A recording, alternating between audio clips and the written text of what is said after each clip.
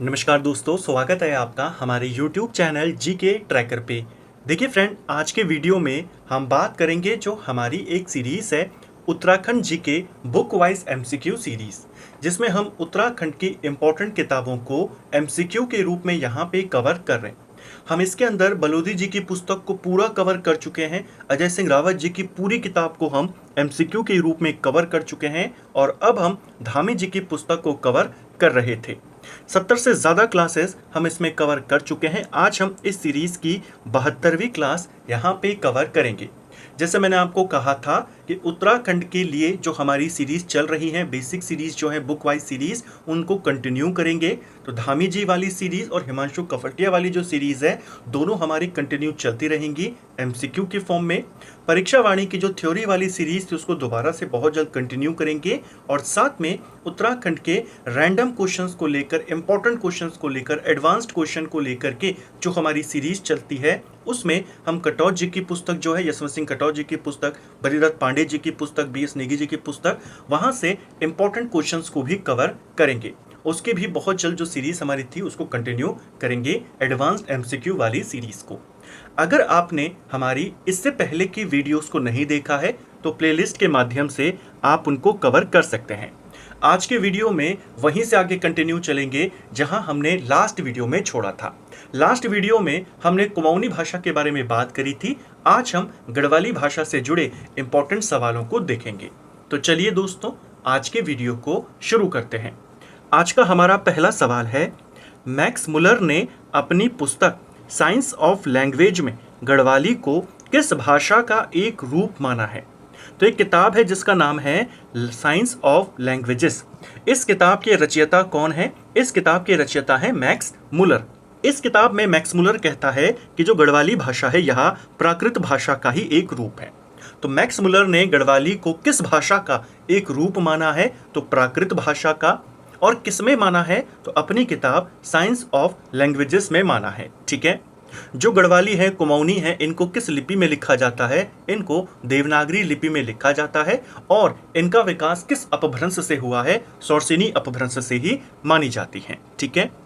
गढ़वाली भाषा का जो पहला ताम्रपत्र माना जाता है वो 1455 ईस्वी का माना जाता है, पंवार राजा जगतपाल का। ठीक है, जो रघुनाथ मंदिर से प्राप्त हुआ था देवप्रयाग से। ठीक है। अगला, जॉर्ज गियर्सन ने अपनी पुस्तक लिंग्विस्टिक सर्वे ऑफ इंडिया में गढ़वाली भाषा के संदर्भ में कौन सा मत प्रस्तुत किया? तो जो जॉर्ज गियर्सन था, जिसने भारत का सबसे पहले भाषाई सर्वेक्षण किया था, इसकी किताब है जिसका नाम है लिंग्विस्टिक सर्वे ऑफ इंडिया। और इस पुस्तक में इसने गढ़वाली को लेकर क्या कहा? इसने गढ़वाली के लिए कहा कि गढ़वाली मध्य पहाड़ी हिंदी के अंतर्गत आती है। पूर्वी पहाड़ी में नहीं डाला, राजस्थानी हिंदी का नहीं माना, खस भाषा की एक उपबोली नहीं माना। गढ़वाली को, कुमाऊनी को मध्य पहाड़ी के अंदर रखा जाता है। तो ऑप्शन बी आपका सही आंसर यहाँ पे होगा। ठीक है। जॉर्ज गियर्सन ने लिंग्विस्टिक सर्वे ऑफ इंडिया में गढ़वाली के कितने उपभेद बताए हैं? तो गढ़वाली बोली की कितनी उपभेद हैं, गढ़वाली भाषा की कितनी बोलियां हैं, वो आपने बताना है। पेपर में इसको लेकर के एक सवाल आया था कि आपको दिए गए थे कि इनमें से कौन सी कुमाऊनी नहीं है, कौन सी गढ़वाली नहीं है। ऐसे सवाल बन जाते हैं, पहले भी बने हुए हैं। तो लास्ट वीडियो में हमने कुमाऊनी की बोलियों को देखा था, आज हम गढ़वाली की अलग अलग बोलियों को जानेंगे। लिंग्विस्टिक सर्वे ऑफ इंडिया में जॉर्ज गियर्सन कहता है गढ़वाली भाषा की 8 उपबोलियां हैं। ऑप्शन ए सही आंसर हो जाएगा। जॉर्ज गियर्सन ने 21 खंडों में 1894 से लेकर 1928 तक भारत का भाषाई सर्वेक्षण किया। उसके ऊपर एक पुस्तक, एक ग्रंथ इसने लिखा, लिंग्विस्टिक सर्वे ऑफ इंडिया, यानी भारत का भाषाई अध्ययन। ठीक है। इसमें इसने 180 के करीब भाषाओं का, 550 के करीब बोलियों का पूरा सर्वेक्षण किया। 21 खंडों में ये पूरी ग्रंथ, ये पूरी पुस्तक लिखी गई है। इसी 21 खंडों में से जो 9वां खंड है उसमें इसने गढ़वाली, कुमाऊनी, हिमाचली, इसके अलावा नेपाली, इन बोलियों के बारे में, इन भाषाओं के बारे में बताया है। ठीक है। जो नेपाली है वो पूर्वी पहाड़ी के अंतर्गत आती है, जो गढ़वाली कुमाऊनी है वो मध्य पहाड़ी के अंतर्गत आती हैं, और जो हिमाचली हो गई, जौनसारी हो गई, वो पश्चिमी पहाड़ी के अंतर्गत आती हैं। ठीक है। इसमें इसने बताया कि गढ़वाली भाषा की 8 उपबोलियां हैं। इन 8 उपबोलियों के नाम पूछे जाते हैं। एक आपने याद करनी है श्रीनगरिया, सबसे पहले आपने इसको याद करना है, श्रीनगर पौड़ी के आसपास के क्षेत्र में। दूसरी बोली है नागपुरिया, इसको याद करना है। चमोली के कुछ इलाकों में जो नागपुर परगना वाला इलाका हो गया वहाँ पे। तीसरी है दसौलिया।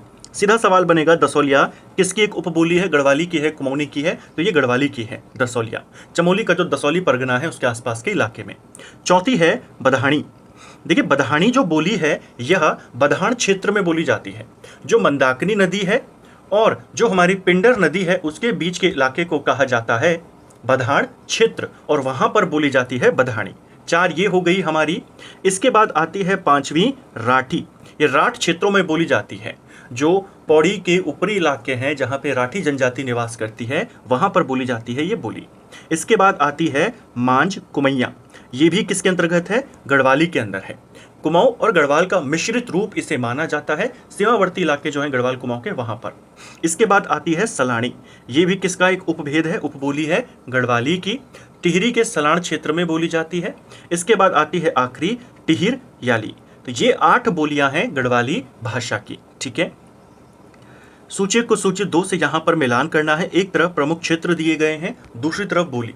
यहाँ पर दिया है रवाल्टी। रवाल्टी किस क्षेत्र में बोली जाती है? तो रवाल्टी जाहिर सी बात है टिहरी के रवाई क्षेत्र में बोली जाएगी। पहले का हो जाएगा 1। मंदाकिनी और पिंडर इनके मध्य कौन सी भाषा बोली जाती है? तो इनके मध्य के इलाके को बधाण क्षेत्र कहते हैं और इनके मध्य में बधाणी बोली जाती है। तो यहाँ पर हो जाएगा 2। जौनपुरी की बात करें तो 8 प्रमुख बोलियां हमने देखी गढ़वाली की। उसके अलावा भी और हैं, जैसे बढ़िया रगड़ी हो गई, इसके अलावा जौनपुरी हो गई, टकनौरी हो गई। ये सब हमारे उत्तरकाशी का जो इलाका है वहाँ कुछ इलाकों में बोली जाती है। तो जौनपुरी भी उत्तरकाशी सीमा पर प्रचलित एक नाम है, वहाँ पर बोली जाती है यह भाषा। गंगा पार या गंगाणी की बात करें तो टिहरी बोली का प्रमाणिक नाम है। जो टिहरियाली बोली है, जो हमने 8वां रूप देखा था, टिहरी क्षेत्र में बोली जाती है। इस बोली को गंगा पार क्षेत्र में बोला जाता है और इसे गंगा पार या गंगाड़ी के नाम से भी जानते हैं। ये इसका प्रमाणिक नाम है। तो यहाँ पर तीसरे का 3 है, चौथे का 4। पूछा है कौन सा सही है? 1, 2, 3, 4 आपका सही होगा। निम्नलिखित युग्मों में से कौन सा सही सुमेलित है? हम गढ़वाली भाषा के साथ साथ गढ़वाली साहित्य, उसके इम्पोर्टेंट रचयिताओं की भी बात करेंगे, लेखकों की बात करेंगे इस वीडियो में। यहाँ पर 3 स्टेटमेंट दिए गए हैं, कौन सा वाला सही है? देखिए, गढ़वाली की पहली कहानी, इसे कहानी करना। गढ़वाली की पहली कहानी गढ़वाली ठाट, क्या इसको माना जाता है? पहला आपका बिल्कुल सही यहाँ पे हो जाएगा।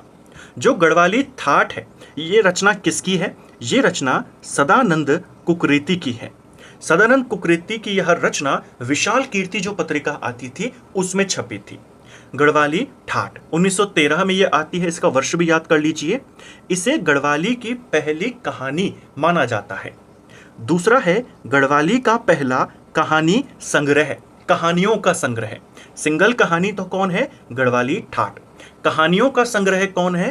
5 फूल। क्या ये सही है? ये आपका बिल्कुल सही है। गढ़वाली की पहली कहानी संग्रह जो थी वो 5 फूल थी, जो 1946 में आती है और भगवती प्रसाद पांथरी के द्वारा इसे लिखा गया है। उनकी ये प्रसिद्ध रचना है। ठीक है, भगवती प्रसाद पांथरी। गढ़वाली का पहला उपन्यास ब्यालमू ब्यूरल, क्या ये है? ये वाला भी आपका बिल्कुल सही यहाँ पे होगा। ये गढ़वाली भाषा का पहला उपन्यास था। 1940 में इसको लिखा गया था बलदेव नौटियाल के द्वारा। तो इसको भी आपने याद करना है। तीनों के तीनों आपके बिल्कुल सही होंगे। तो हमने यहाँ पे देखा गढ़वाली की पहली अलग अलग कैटेगरी के अंदर रचनाएं, उनके वर्ष, उनके रचयिता। ठीक है, इसके अलावा एक नाम और याद कर लीजिए, यहीं पर नोट कर लीजिए, नरेंद्र कठैत। गढ़वाली में सबसे ज्यादा व्यंग्य लिखने वाले जो लेखक हैं उनमें इनका नाम आता है। ठीक है, पूछ लेगा इनमें से बताइए कौन सबसे प्रसिद्ध व्यंग्यकार हैं गढ़वाली के? नरेंद्र कठैत का नाम आपने याद रखना है। ठीक है, गढ़वाली नाटक का जनक किसे कहा जाता है? हमने देखा गढ़वाली की पहली कहानी, पहला संग्रह, पहला उपन्यास, लेकिन गढ़वाली का पहला नाटक ये भी पूछा जाता है। गढ़वाली का जो पहला नाटक था उसका नाम था जय विजय। पूछा गया है गढ़वाली नाटक लेखन की शुरुआत या गढ़वाली में नाटक लेखन की शुरुआत कब से होती है? ये होती है 1911 में। 1911 में एक नाटक आता है जय विजय।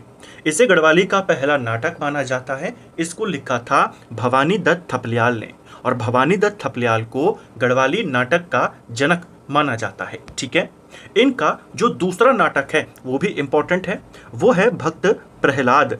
तो प्रहलाद किसका नाटक है? इन्हीं का है, 1913 में ये आया था। ठीक है, इसके अलावा फौदार की खचड़ी ये भी इन्हीं का नाटक है। तो गढ़वाली भाषा का पहला नाटक 1911 में जय विजय आया, जिसके रचयिता भवानी दत्त थपलियाल हैं, जिनको गढ़वाली नाटक का जनक माना जाता है। ठीक है, इसके अलावा इनका एक और नाटक हमने देखा, प्रहलाद, 1913-1914 के दौरान आया था। ठीक है, इनके कुछ और नाटक हैं, जैसे मैंने कहा फौदार की खचड़ी हो गई, कलयुगानंद हो गई, कलयुगानंद की पाठशाला, या बाबा जी का कपाल क्रिया। ये जो रचनाएं हैं, ये जो नाटक है, इनके हैं, इनको बाद में शिव प्रसाद डबराल ने प्रकाशित करवाया था। ठीक है, तोता कृष्ण कैरोला की प्रसिद्ध गढ़वाली रचना प्रेमी पथिक किस पवार शासक को समर्पित है? ये क्वेश्चन पेपर में आया हुआ है कि जो प्रेमी पथिक रचना है ये किसकी है? तोता कृष्ण गैरोला की है। किस पवार शासक से संबंधित है? ये रचना 1932 में लिखी गई थी, नरेंद्र शाह से संबंधित है। ऑप्शन सी सही आंसर होगा, उनको समर्पित है। ठीक है, प्रेमी पथिक। 1944 में किसके द्वारा गढ़वाल साहित्य परिषद की स्थापना करी गई? तो गढ़वाल साहित्य परिषद, इसकी स्थापना होती है 1944 में, और इसके संस्थापक थे दामोदर प्रसाद थपलियाल। ऑप्शन सी सही आंसर हो जाएगा। ठीक है, इसी संस्था के द्वारा बाद में ये जो गढ़वाली साहित्य परिषद थी, इसी के द्वारा एक पत्रिका को भी निकाला गया जिसका नाम है फ्योली। तो फ्योली नामक पत्रिका की शुरुआत भी इसी संस्था ने करी थी, जो कि एक इंपॉर्टेंट पत्रिका रही है। ठीक है, गढ़वाल वर्णन पुस्तक के लेखक कौन है? गढ़वाल वर्णन जो पुस्तक है, इसके रचयिता हैं हरि कृष्ण रतूड़ी। ऑप्शन सी सही आंसर होगा। यहाँ पे बालकृष्ण भट्ट का नाम दिया है। इनकी एक फेमस रचना है जिसका नाम है कनक वंश काव्य, इनकी है। शिव प्रसाद डबराल की तो बहुत रचनाएं हमने देखी हैं, आगे भी हम और कवर करेंगे। हरिकृष्ण रतूड़ी की बात करें, इनकी रचनाएं पेपर में आती हैं। इनकी सबसे प्रसिद्ध रचना है गढ़वाल का इतिहास। जैसे बद्रीदत्त पांडे जी की पुस्तक है कुमाऊं का इतिहास, ऐसे ही हरिकृष्ण रतूड़ी जी की पुस्तक है गढ़वाल का इतिहास। तो दोनों आपने याद करनी है, ये किसकी है? हरिकृष्ण रतूड़ी की। ये किसकी है? बद्रीदत्त पांडे की। ठीक है, हरिकृष्ण रतूड़ी की एक और पुस्तक है जिसका नाम है नरेंद्र हिंदू लॉ, और एक और है उसका नाम है, जो यहाँ पे पूछा गया था, गढ़वाल वर्णन। ठीक है, गढ़वाली साहित्य का खिला हुआ बुरांश किसे कहा जाता है? तो गढ़वाली साहित्य का खिला हुआ बुरांश ये कहा जाता है अबोध बंधु बहुगुणा के लिए। ऑप्शन बी सही आंसर होगा। अबोध बंधु बहुगुणा का संबंध पौड़ी गढ़वाल से था। इनका एक प्रसिद्ध गढ़वाली काव्य है जिसका नाम है भूमियाल। क्वेश्चन आया हुआ है, भूमियाल गढ़वाली काव्य किसका है? आप कहते हैं अबोध बंधु बहुगुणा। ठीक है, जो एक प्रसिद्ध एकाकी रही है चक्रचाल, इन्हीं की रचना है। इसके अलावा गढ़वाली व्याकरण की रूपरेखा, इसके रचयिता भी कौन है? इन्हीं को माना जाता है। सवाल आता है, सवाल आ चुका है पेपर में, गढ़वाली व्याकरण की रूपरेखा किसने तैयार किया है? तो वो अबोध बंधु बहुगुणा। इन्हीं की एक प्रसिद्ध रचना है भूमियाल, इन्हीं की एक प्रसिद्ध रचना है चक्रचाल। ठीक है, इसके अलावा अंतिमगढ़, डूबता हुआ गांव, इनकी अन्य रचनाओं में शामिल है। ठीक है, लाट रिपन कविता किसकी रचना है? तो रिपन के ऊपर ये कविता या यहाँ रचना लिखी गई है, लाट रिपन। ये रचना किसकी है? ये रचना लीलानंद कोटनाला की है। ऑप्शन बी सही आंसर होगा। देखिए, इनको कुछ जगहों पर लीलानंद कोटनाला लिखा है, कुछ जगहों पर लीलाधर कोटनाला लिखा है, दोनों एक ही व्यक्ति हैं। इनकी एक फेमस पुस्तक जो पूछी जा चुकी है, गढ़वाली छंदमाला।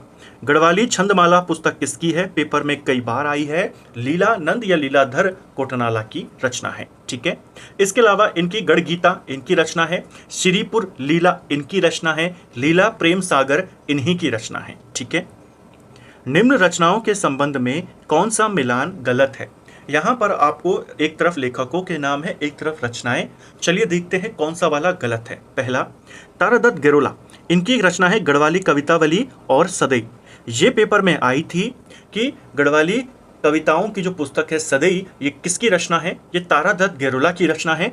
कवितावली ये भी इन्हीं की है, तारादत्त गैरोला। ठीक है, तारादत्त गैरोला का नाम एक और बार है। द सॉन्ग ऑफ दादू क्या इनकी रचना है? ये भी सही है। तारादत्त गैरोला ने कुछ इंग्लिश रचनाओं की भी यहाँ पर लिखा, इंग्लिश पुस्तकों को लिखा, जिसमें से एक है द सॉन्ग्स ऑफ दादू। इसके अलावा उनकी एक और पुस्तक है अंग्रेजी में जिसका नाम है selected land revenue decision of Kumaon. तो ये वाली पुस्तक भी तारादत्त गेरोला की है, ना कि चंद्रमोहन रतूड़ी। ये वाला आपका गलत है, गलत ही आपको बताना था। उनकी एक पुस्तक और है जो अंग्रेजी में लिखी गई है जिसका नाम है हिमालयन फोकलोर। हिमालयन फोकलोर रचना शर्मन ओकले की है जिसमें सहयोग तारादत्त गेरोला का भी है। तो यहाँ पर हमने इंपॉर्टेंट किताबों को देखा। तारादत्त गेरोला की खासकर सदई हो गई, द सॉन्ग्स ऑफ दादू हो गई, selected land revenue decision of Kumaon हो गई, ये भी इन्हीं की रचना है। ठीक है, ये इनकी अंग्रेजी रचनाएं हैं। अगला, गढ़वाली साहित्य के प्रारंभिक रचनाकारों के संदर्भ में निम्नलिखित कथनों पर विचार करें। तो गढ़वाली के शुरुआती जो रचनाकार रहे हैं, साहित्यकार रहे हैं, उनको लेकर के सवाल है। देखिए, सदानंद सकलानी की हिंदी कविताएं सरस्वती, माधुरी, वैभवती पत्रों में प्रकाशित होती थी। सदानंद सकलानी जी की रचनाएं इन पत्रों में आती थी, पहला सही है आपका। भवानी दत्त थपलियाल ने वर्ष 1911 में गढ़वाली का पहला नाटक जय विजय लिखा था, बिल्कुल सही है। भवानी दत्त थपलियाल का दूसरा नाटक प्रहलाद 1914 में प्रकाशित हुआ था, ये भी सही है। इनके 3 नाटक, इनके यानी भवानी दत्त थपलियाल, इनके 3 अन्य नाटकों को प्रसिद्ध इतिहासकार शिव प्रसाद डबराल ने प्रकाशित करवाया था, ये सही है, ये भी सही है। कौन कौन से वो 3 नाटक थे उनके बारे में हमने यहाँ पे देखा, चाहे वो फौंदार की खचड़ी रही हो, बाबा जी की कपाल क्रिया रही हो या कलयुगानंद की पाठशाला। ठीक है, यहाँ पर पूछा है कौन सा सही है, चारों के चारों आपके सही यहाँ पे होंगे। ठीक है, प्रसिद्ध काव्य कृतियां पाखा घसेरी, जुवो और जनानी तथा ऐतिहासिक पृष्ठभूमि पर आधारित मलेथा की कूल के रचयिता कौन है? तो ये क्वेश्चन पेपर में आ चुका है। इनकी दूसरी रचनाएं भी आ सकती है इन लेखकों को, इसलिए हम डीप में कवर कर रहे हैं क्योंकि यहाँ से सवाल बन चुका है। ये रचनाएं किसकी हैं? पंडित भूलादत्त देवरानी की रचनाएं हैं। ऑप्शन बी सही आंसर हो जाएगा। ठीक है, साहित्यकार चक्रधर बहुगुणा के साहित्यिक योगदान के संदर्भ में उनकी किस रचना को उनका पहला कविता संग्रह होने का गौरव प्राप्त है? चक्रधर बहुगुणा की एक इंपॉर्टेंट रचना है, उनका वो पहला कविता संग्रह है और इसका नाम है मोछंग। पूछा जाता है मोछंग किसकी रचना है? तो मोछंग चक्रधर बहुगुणा की रचना है। ठीक है, मोछंग साथ में क्या है? मोछंग एक वाद्य यंत्र है जो पशुचारकों के द्वारा बजाया जाता है। ठीक है, गढ़वाली लोक साहित्य पर विस्तृत और विधिवत अध्ययन करने वाले विद्वान गोविंद चातक की कृति गढ़वाली लोकगीत का प्रकाशन किस वर्ष में हुआ था? तो गढ़वाली लोकगीत किसकी रचना है? गोविंद चातक की रचना है और ये रचना आती है 1956 में। ऑप्शन बी सही आंसर हो जाएगा। ठीक है, इसके अलावा उन्होंने गढ़वाली लोकगीत एक सांस्कृतिक अध्ययन इस नाम से एक ग्रंथ को भी लिखा, वो 1968 में लिखा था। ठीक है, अगला, अ लिंग्विस्टिक स्टडी ऑफ जौनसारी किसकी रचना है? अ लिंग्विस्टिक स्टडी ऑफ जौनसारी ये रचना डॉक्टर उमा शंकर सतीश की है। ऑप्शन बी सही आंसर हो जाएगा। जौनसार भावर का जो इलाका है, जौनसारी जनजाति में जो बोली प्रचलित है उसे जौनसारी कहते हैं। जौनसारी भाषा की अपनी एक लिपि है, उस लिपि को स्थानीय भाषा में क्या कहते हैं? तो बागोई या सांचा इसको कहा जाता है, ये भी पेपर में आ चुका है। ठीक है, जौनसारी की कितनी बोलियां मानी जाती है? तो जौनसारी भाषा की 3 बोलियां मानी जाती हैं, उसमें से एक है जौनसारी खुद, जिसके अंदर जौनसार वाला इलाका, चक्राता, लाखा मंडल, कालसी ये सब आते हैं। दूसरी आती है बावरी, इसको याद करना, ये जौनसारी की है, चक्राता से त्यूणी तक का जो इलाका है वहाँ पर। और तीसरी है कंडवाणी, इसको भी याद करना, जौनसार और भावर के बीच के जो इलाके हैं वहाँ पर ये बोली जाती है। ठीक है, तो ये 3 है किसकी? जौनसारी की। और जौनसारी भाषा के ऊपर ये जो पुस्तक है अ लिंग्विस्टिक स्टडी ऑफ जौनसारी किसकी है? उमा शंकर सतीश की रचना है। साहित्यकार भजन सिंह की प्रसिद्ध पुस्तक गढ़वाली लोकोक्तियाँ किस वर्ष प्रकाशित हुई थी? तो देखिए काफ़ी फेमस पुस्तक है गढ़वाली लोकोक्तियाँ, किसकी है? भजन सिंह की है। इनकी यह रचना किस वर्ष में आई थी? ये आती है 1970 में। ऑप्शन सी सही आंसर हो जाएगा। ठीक है, इसके अलावा इनकी अन्य रचनाओं में शहनाद भी आती है जिसे गढ़वाली साहित्य का अनमोल हीरा कहा जाता है। ठीक है, उत्तराखंड का कबीर किसे कहा जाता है? तो ऐसी उपाधियां पूछ लेता है, जैसे एक पेपर में आता है कि पहाड़ का प्रेमचंद ये किसको कहते हैं? तो पहाड़ का प्रेमचंद विद्यासागर नौटियाल को कहा जाता है। ठीक है, ऐसे ही पूछा गया है कि उत्तराखंड का कबीर किसको कहते हैं, ये भजन सिंह के लिए कहा गया है। ऑप्शन सी हमारा सही आंसर होगा। भजन सिंह की इंपॉर्टेंट रचनाओं में हमने ऊपर एक बात करी, रचना गढ़वाली लोकोक्तियां। इसके अलावा इनका एक प्रसिद्ध ऐतिहासिक पुस्तक भी है, आर्यों का आदि निवास मध्य हिमालय, बहुत बार पेपर में आया है, इनकी है। वीरवधु देवकी इनकी रचना है। कन्या विक्रय इनकी है। अमृत वर्षा इनकी है। प्रेम बंधन इनकी रचना है। ठीक है, इसके अलावा हमने जो देखा सिंहनाद, जिसे गढ़वाली साहित्य का अनमोल हीरा कहते हैं, इन्हीं की रचना है। डॉक्टर पीताम्बर दत्त बर्थवाल और उनसे जुड़ी संस्थाओं के संदर्भ में निम्नलिखित कथनों पर विचार करें। तो डॉक्टर पीताम्बर दत्त बर्थवाल को लेकर के कुछ स्टेटमेंट हैं, चलिए देखते हैं कौन सा वाला हमारा सही यहाँ पे होगा। इन्होंने वर्ष 1933 में श्याम सुंदर दास के निर्देशन में डीलिट की उपाधि प्राप्त करी थी। पहला आपका बिल्कुल सही हो जाएगा। 1933 में इनको हिंदी विषय को लेकर के डीलिट की उपाधि मिलती है और हिंदी को लेकर के डीलिट की उपाधि प्राप्त करने वाले ये देश के पहले व्यक्ति हैं। ठीक है, इन्होंने जो अपना शोध ग्रंथ लिखा था उसका नाम भी पूछा जाता है द निर्गुण स्कूल ऑफ हिंदी पोइट्री, ये भी पूछा जाता है। ठीक है, द निर्गुण स्कूल ऑफ हिंदी पोइट्री किस भाषा में लिखी, तो डीलिट की उपाधि हिंदी में मिली है, लेकिन इनका जो शोध ग्रंथ था वो इन्होंने अंग्रेजी में लिखा था। ठीक है, किसके निर्देशन में इनको यह उपाधि मिली, श्याम सुंदर दास, पहला बिल्कुल सही है। ये हिंदी विषय में डीलिट की उपाधि प्राप्त करने वाले देश के पहले विद्वान थे, ये भी आपका बिल्कुल सही यहाँ पर हो जाएगा। उत्तराखंड हिंदी एकेडमी की शुरुआत 9 सितंबर 2009 को हुई थी, ये भी सही है। 4 अक्टूबर 2010 को इस एकेडमी का नामकरण पीताम्बर दत्त बर्थवाल के नाम पर किया गया, ये भी सही हो जाएगा। 2009 में एकेडमी बनती है, नाम होता है उत्तराखंड हिंदी एकेडमी। 2010 में इसके साथ पीताम्बर दत्त बर्थवाल का नाम जुड़ जाता है और नाम हो जाता है डॉक्टर पीताम्बर दत्त बर्थवाल उत्तराखंड हिंदी एकेडमी। ठीक है, पूछा है कौन सा सही है, चारों के चारों सही होंगे। अगला, किस प्रसिद्ध गढ़वाली साहित्यकार की पुण्यतिथि को संपूर्ण उत्तराखंड राज्य में साहित्य दिवस के रूप में मनाया जाता है? राज्य साहित्य दिवस ये मनाया जाता है हर साल 19 सितंबर को। किसकी पुण्यतिथि के रूप में इसे मनाया जाता है, उनकी स्मृति में मनाया जाता है? ये थे हरिदत्त भट्ट शैलेश। ऑप्शन बी सही आंसर हो जाएगा। ठीक है, हरिदत्त भट्ट शैलेश जी का जो निधन होता है वो 19 सितंबर 2011 को हुआ था। उनकी स्मृति में उनकी पुण्यतिथि के दिन को राज्य साहित्य दिवस के रूप में मनाया जाता है। इनकी कई सारी इंपॉर्टेंट रचनाएं रहीं, जिसमें गढ़वाली को नयो कदम हो गया, इसके अलावा गढ़वाली भाषा और उसका साहित्य हो गया, कॉल ऑफ द माउंटेन्स हो गया, हिमालयास माय हेवन, इनकी रचनाएं थी। इन रचनाओं के साथ साथ गढ़वाली के प्रसिद्ध साहित्यकार के साथ साथ ये राहुल गांधी, संजय गांधी, राजीव गांधी, इन सब के होम ट्यूटर यानी गृह शिक्षक भी रहे थे। इनको भी आपने ये पॉइंट भी याद रखना है। ठीक है, तो फ्रेंड्स ये था हमारा आज का वीडियो, जिसमें हमने उत्तराखंड जीके के 20 इंपॉर्टेंट सवालों को यहाँ पे देखा। हमने इन क्वेश्चन को पूरी डिटेल के साथ, पूरे एक्स्ट्रा फैक्ट के साथ यहाँ पे कवर करने का प्रयास किया है और हर क्वेश्चन को यहीं पे समझने का भी प्रयास किया।